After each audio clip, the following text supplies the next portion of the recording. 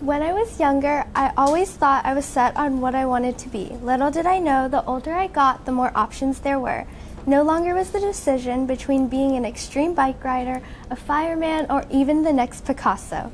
As I moved into the 7th grade of middle school, the reality of colleges and careers started setting in. The fear of the future overwhelmed me, and you can imagine the panic because I believed one decision would decide the rest of my life. But little did I know what was coming.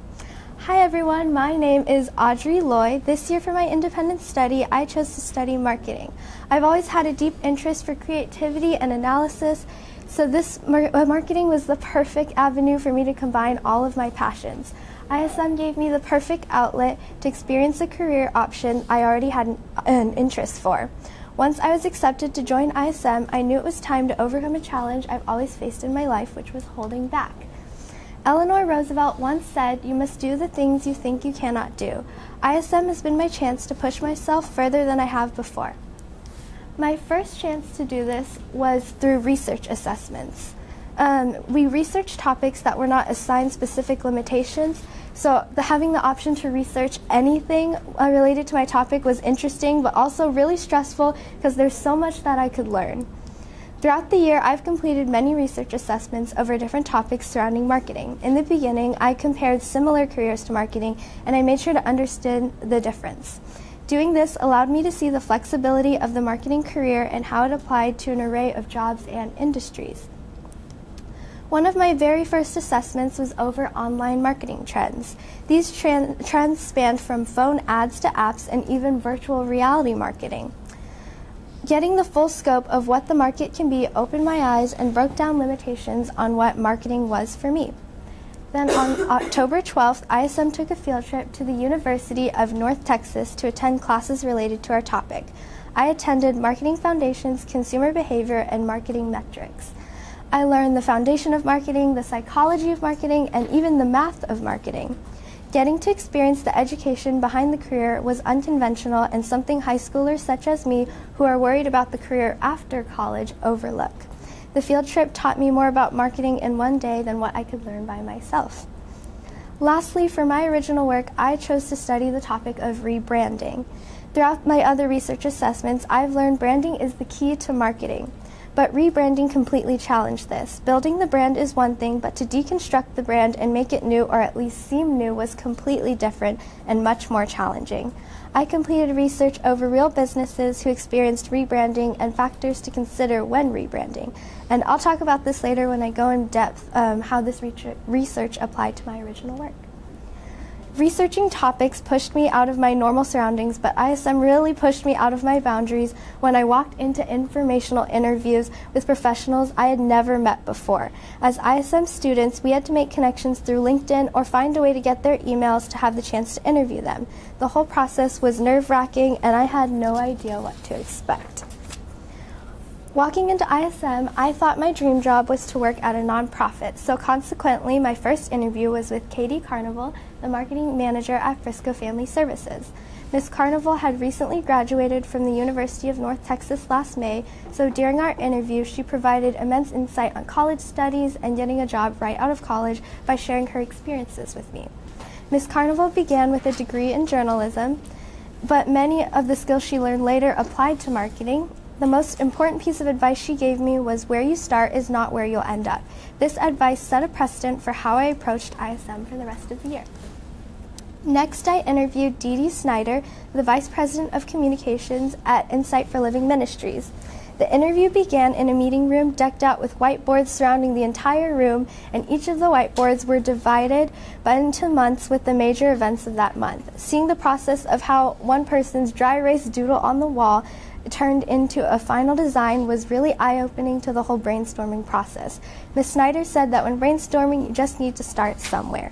She also emphasized that because of her nonprofit's unique demographic, online marketing isn't as prevalent.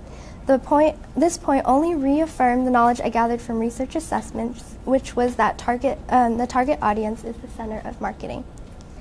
That same day, I had an interview with Sandy Garrett, the Director of Communications at Stonebriar Community Church. Every Sunday, I attend Stonebriar regularly, so before the interview, I already had an understanding of the church itself. However, I never truly understand how marketing worked at Stonebriar, especially because I didn't even notice I was being advertised to. The goal of my interview was to not only learn about marketing, but fully understand how it works in an environment I'm already familiar with. Ms. Garrett stressed the importance of quality and communication. All work that is created should always uphold some form of quality. Communicating with others is important in any career, especially in marketing, where you have to correspond with other departments and their needs. My fourth interview was with Liliana Rogers of the Boys and Girls Club of Collin County. From this interview, I was hoping to gain perspective from a national nonprofit. The most memorable part of our interview was getting to bond over the club DECA. We talked about similar activities and events we participated in. This connection is key to communication, a key aspect of Ms. Rogers' job. Most of her time is spent communicating with customers, whether it be following up with conversations or initiating them. She stressed the importance of being very people-oriented, which is reflected in the amount of time she spends communicating with others, whether it be digital or face-to-face. My last interview was with Jill Hurt, the Vice President of Marketing at Pacific Union Financial. She is now my mentor. The very first meeting I had with her was in the interview, and it was the first corporate environment interview I had versus a nonprofit. She broke down the basic types of markets, especially within her own company, and she stressed that marketing is not one audience, but many, each with their own needs. At the end of our meeting, she brought me around the office and introduced me to people within her team, and I was able to gain a grasp on how marketing is made up of many parts, and I was even introduced to roles I previously did not know was associated with marketing. After completing all 5 interviews and taking some time to think over it, I decided to ask Ms. Hurt to be my mentor, and she said yes. So far, I've had 10 mentor visits where I've got to sit with the team and shadow some of them and their roles in marketing at Pacific Union Financial's headquarters. I've learned about marketing analytics, social marketing, public relations, web development, and much more.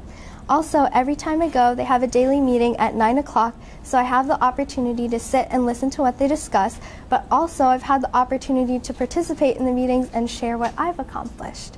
During winter break, I was allowed to come sit at the office for 2 4-hour days.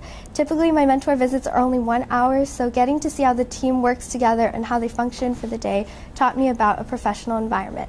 The most exciting part of these 2 days was sitting with Miss Kristen, who introduced me to Google Analytics.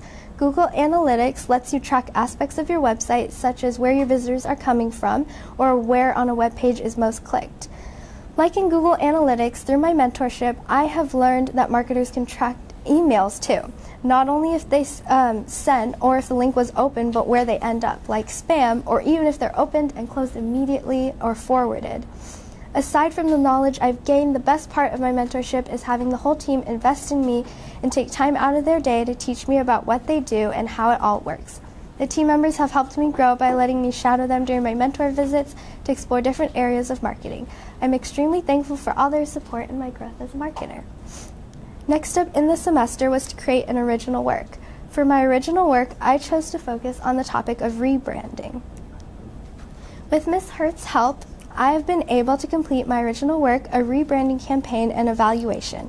A recent issue in Pacific Union is the debate to rename itself to Lone Pacific.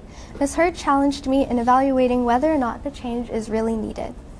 To begin this, I had to research more about Pacific Union than I already knew. My mentor visits provided me basic knowledge in what Pacific Union does, but I still needed to go into depth of its history and success. I also made sure to research and define its 3 channels which would be affected by the rebrand. Next, I read 4 articles about rebranding a company. Some of these articles included examples of real rebrands such as ABC Family and Time Warner Cable. The other articles I read were career standards and tips for rebranding. This would function as my secondary research in which I detailed how each article applied to my original work campaign. Then Ms. Hurt and the Pacific Union marketing team helped me brainstorm common adjectives used to describe Pacific Union and taught me how to create a survey. To my surprise, a survey is not simple. There are many aspects of logic that you can code within your survey questions. Also, you have to make sure your survey is as concise as possible. When the survey was done, they helped me send out the survey to real leads from LendingTree. Leads are potential customers to Pacific Union. Using an email software called Silverpop, we sent out the email with a crafted header and subject line. Now, only 2 out of 200 people fully completed the survey, and we were a little bit disappointed by the results. Because of the minimal responses, the survey was deemed inconclusive. However, one response when asked to choose what types of loans Loan Pacific sells selected every single answer choice. This revealed that the name Loan Pacific was too broad and provided some confusion in what type of products Loan Pacific sells. With this knowledge, I outlined the objectives and the market I hoped to reach with my campaign. I then started my campaign that consisted of 4 phases. I took information from my research to produce the optimal rebranding campaign that solved the common industry issues found in rebranding. I even detailed a mini mail campaign within the entire campaign to ensure its success. The mail campaign included direct mail for its normal customers and email for its customers who chose to pay online. My original work taught me so much about rebranding and how it works. I also more deeply understand the concept of a brand. A brand isn't just a color or a logo or even a name, but instead a value you want your customers to feel and connect with. Also, I now understand Pacific Union more deeply, so this information will help me in future mentor visits and even my final product. So where to now? It's a long journey ahead, but ISM is the beginning of the start, and I'm excited to see what comes my way. Wherever I may end up and whatever I want to be, whether it be a fireman, a bike rider, an artist, or even a marketer, it is the journey that makes it an adventure, not the destination. Thank you.